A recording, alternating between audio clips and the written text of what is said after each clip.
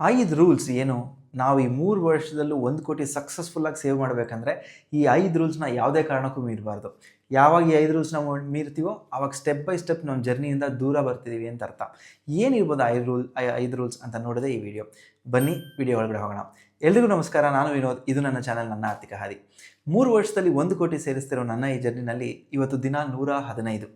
So ನಾನು ಯೋಚನೆ ಮಾಡ್ತಿರ್ಬೇಕಾದ್ರೆ ದುಡ್ಡು ಸೇವ್ ಮಾಡ್ತಿದ್ದೀವಿ, ಒಂದು ಅಕೌಂಟ್ ಇದೆ, ಅದೆಲ್ಲ ಸೂಪರ್. ಬಟ್ ಯಾಕೆ ಈ ಜರ್ನಿಗೆ ಅಂತ ಒಂದು ಸೆಟ್ ಆಫ್ ರೂಲ್ಸ್ ಇರಬಾರ್ದು? ಯಾಕೆ ಸಾಮಾನ್ಯ ನಮಗೆ ಯಾವಾಗ ಒಂದು ರೂಲ್ಸು ಇಲ್ಲ ಪ್ರಿನ್ಸಿಪಲ್ಸ್ ನಾವು ಫಾಲೋ ಮಾಡಲ್ವೋ ಆ ಜರ್ನಿಯಿಂದ ಸ್ವಲ್ಪ ಆ ಕಡೆ ಹೋಗೋದು ತುಂಬ ಈಸಿ ಅಲ್ವಾ? ಅದೇ ಒಂದು ರೂಲ್ಸು ಪ್ರಿನ್ಸಿಪಲ್ಸ್ ಅಂತ ಇಟ್ಬಿಟ್ರೆ ಏನೇ ಆದರೂ ಆ ಪ್ರಿನ್ಸಿಪಲ್ನ ದಾಟಬಾರ್ದು ಅಂತ ಒಂದು ನಿರ್ಧಾರ ತೊಗೊಂಡ್ರೆ ಖಂಡಿತ ಅದನ್ನು ನಾವು ಮೀರೋದಿಲ್ಲ. ಸೊ ಇವತ್ತು ಆ ಥರ ಡಿಸೈಡ್ ಮಾಡೋ ಅಂಥ ಒಂದು ದಿನ.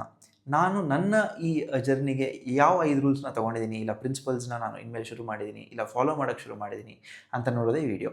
Rule number 1, save every day. So ನಿಮ್ಗೆ ಆಲ್ರೆಡಿ ಗೊತ್ತು, ಮಿಸ್ಟ್ರಿ ಬಾಕ್ಸಲ್ಲಿ ಯಾವುದೇ ಕಾರಣಕ್ಕೂ ನಾವು ಇಲ್ಲಿ ತನಕ ಮಿಸ್ ಮಾಡಿಲ್ಲ. ಅಫ್ಕೋರ್ಸ್ ಈ ತಿಂಗಳು ಒಂದು 4 ದಿವಸ ಮಿಸ್ ಆಯಿತು. ಐ ಥಿಂಕ್ ಒಂದು 2 ತಿಂಗಳು ಮುಂಚೆ ಒಂದು ಸ್ವಲ್ಪ ದಿವಸ ಮಿಸ್ ಆಗಿದೆ. ಬಟ್ ಅಲ್ಟಿಮೇಟ್ಲಿ ಈ ರೂಲ್ ಏನಂದರೆ, ಏನೇ ಕಷ್ಟ ಬಂದ್ರೂ ಪ್ರತಿದಿನ ನಾನು ಸೇವ್ ಮಾಡಬೇಕು. ಅದು 100 ಇರಲಿ, 500 ಇರಲಿ, 1000 ಇರಲಿ, ಏನೇ ಇರಲಿ, ಸೇವ್ ಮಾಡಲೇಬೇಕು. Rule number 2, never miss this expense with any personal expense, or never mix this savings with any personal expense. So ಏನು ಹಂಗಂದರೆ, ನಾವು ಈ ಜರ್ನಿನಲ್ಲಿ ಸೇವ್ ಮಾಡ್ತಾ ಇದ್ದೀವಿ. ಒಂದು ಮಿಸ್ಟ್ರಿ ಬಾಕ್ಸು, ಒಂದು ಸೇವಿಂಗ್ಸ್ ಅಕೌಂಟು, ರೀಸೆಂಟಾಗಿ ಒಂದು ಚಿಕ್ಕ FD ಕೂಡ ತೆಗೆದ್ವಿ ಅಲ್ವಾ? ಸೊ ನನಗೆ ಏನೇ ಬೇರೆ ಎಕ್ಸ್ಪೆನ್ಸ್ ಬಂದರೂ ಇಲ್ಲ ಕಷ್ಟ ಬಂದರೂ ನಾನು ಬೇರೆ ಎಲ್ಲಾದರೂ ದುಡ್ಡನ್ನ ರೆಡಿ ಮಾಡೋಕ್ಕೆ ಟ್ರೈ ಮಾಡ್ತೀನಿ ಹೊರತು ಈ ದುಡ್ಡನ್ನು ಯಾವುದೇ ಕಾರಣಕ್ಕೂ ನಾನು ಆಚೆ ತೆಗೆಯಲ್ಲ. ಸೊ ಅದೇ ನನ್ನ rule number 2. Rule number 3, record everything honestly. Already ನಿಮಗೆ ಗೊತ್ತಿದ್ದು, ನಾ ಇಲ್ಲಿ ತನಕ ಯಾವತ್ತಾದರೂ ಒಂದು ದಿವಸ ಸೇವ್ ಮಾಡಲಿಲ್ಲ ಅಂದ್ರೂ, ಏನಾದರೂ ಮಿಸ್ ಮಾಡಿದ್ರು, ಏನಾದರೂ ಸೇವ್ ಮಾಡಿದ್ರು ನಿಮಗೆ ತುಂಬ ಜೆನ್ಯೂನಾಗಿ ನಾನು ಹೇಳ್ಕೊಂಬಂದಿದ್ದೀನಿ. ಅದೇ ರೀತಿ ನೀವು ನನಗೆ ತುಂಬ ಸಹಕಾರ ಮತ್ತು ಸಪೋರ್ಟ್ ಕೊಡ್ತಾ ಇದ್ದೀರಾ. ಸೊ ಇವತ್ತು ಇಲ್ಲ ಇನ್ಮೇಲೂ ಯಾವತ್ತೂ ಇದೇ ನನ್ನ ರೂಲ್.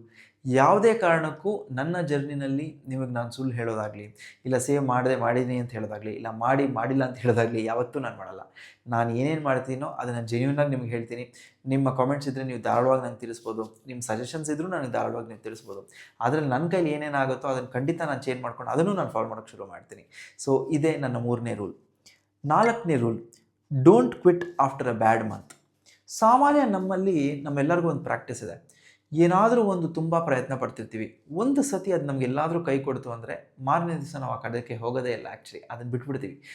ಇದು ಹೆಂಗಿದ್ರು ವರ್ಕ್ ಆಗಲಿಲ್ಲ ಬಿಡು, ಇಲ್ಲಾಂದರೆ ಮೋಟಿವೇಶನ್ ಕಮ್ಮಿ ಆಗುತ್ತೆ, ಇಲ್ಲ ಯಾರೋ ಒಬ್ರು ಬಿಡೋದು ಕಷ್ಟ, ಯಾಕೆ ಮಾಡೋಕ್ಕೆ ಹೋಗ್ತೀಯ, ನೆಮ್ಮದಿಯಾಗಿರು ಅಂತ ಹೇಳ್ತಾರೆ. ಯಾವತ್ತೂ ತಿಳ್ಕೊಳ್ಳಿ, ಕಷ್ಟ ಬಂದರೆ ನೀವು ಒಂದು ಜರ್ನಿನ ಬಿಟ್ಬಿಟ್ರೆ ಇನ್ನೊಂದು 2 ಮೆಟ್ಲು ನೀವು ಹತ್ತಿದ್ರೆ ಆ ಜರ್ನಿ ಫುಲ್ಲೇ ಆಗಿಬಿಡುತ್ತೆ. ಆ ಸ್ಟೇಜಲ್ಲಿ ನೀವು ಬಿಟ್ಟು ಬಂದರೂ ನಿಮಗೆ ಲಾಸೆ.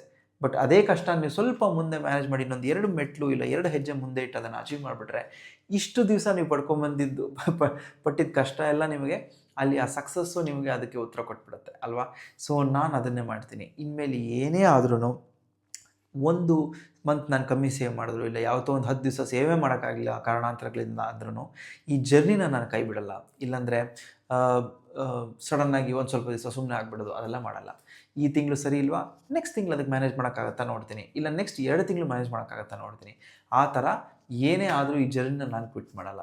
ಮತ್ತು rule number 5, think long term.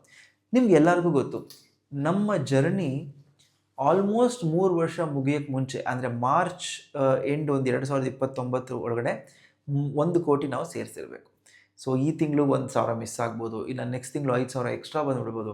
ಈ ತಿಂಗಳು ₹1,000 ಮಿಸ್ ಆಯಿತು ಅಂತ ಯೋಚನೆನೂ ಮಾಡಬಾರ್ದು, ನೆಕ್ಸ್ಟ್ ತಿಂಗಳು 5,000 ಎಕ್ಸ್ಟ್ರಾ ಸೇವ್ ಮಾಡಿದ್ವಿ ಅಂತ ಜಂಬಾನೂ ಕೊಚ್ಕೋಬಾರ್ದು. ಇದೊಂದು ಜರ್ನಿ, ಮೇಲೆ ಕೆಳಗಡೆ ಕಷ್ಟ ನಷ್ಟ ಎಲ್ಲ ಇರುತ್ತೆ. ಎಲ್ಲದನ್ನು ಒಂದೇ ಥರ ತೊಗೊಂಡು ನಮ್ಮ ಲಾಂಗ್ ಟರ್ಮ್ ಜರ್ನಿನ ಮಾತ್ರ ಫೋಕಸ್ ಮಾಡಿ ನಾವು ಮುಂದಕ್ಕೆ ಹೋಗಬೇಕು.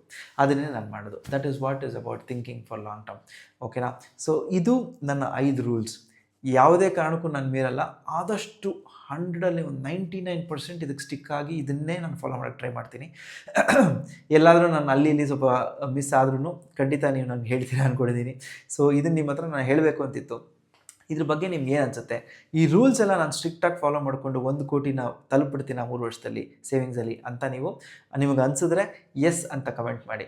ಮತ್ತು ಈ ವಿಡಿಯೋ ನಿಮ್ಗೆ ಇಷ್ಟ ಆಗಿದರೆ ನಿಮ್ಮ ಸ್ನೇಹಿತರಿಗೆ ಶೇರ್ ಮಾಡಿ, ಮತ್ತು ವಿಡಿಯೋಗೆ ಲೈಕ್ ಕೊಡೋ ಮೂಲಕ ನಿಮ್ಮ ಬೆಂಬಲವನ್ನು ತಿಳಿಸಿ.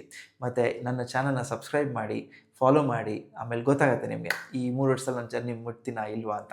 ನೋಡೋಣ ಏನಾಗುತ್ತೆ ಅಂತ. ಇಲ್ಲಿ ತನಕ ನಾನು ಯಾವಾಗಲೂ ಹೇಳೋ ಥರ ನಿಮ್ಮ ಒಂದು ಅಮೂಲ್ಯವಾದ ಕ್ಷಣನ ನನಗೋಸ್ಕರ ಕೊಟ್ಟು ಈ ವಿಡಿಯೋ ನೋಡಿದ್ದಕ್ಕೆ ತುಂಬ ಧನ್ಯವಾದಗಳು. ಮತ್ತೆ ನೆಕ್ಸ್ಟ್ ಒಂದು ಒಳ್ಳೆ ವಿಡಿಯೋ ಜೊತೆ ನಿಮ್ಮ ಮುಂದೆ ನಾನು ಬರ್ತೀನಿ. ಅಲ್ಲಿ ತನಕ ನಾನು ವಿನೋದ್, ಇದು ನನ್ನ ಚಾನಲ್, ನನ್ನ ಆರ್ಥಿಕ ಹಾದಿ. ನಮಸ್ಕಾರ.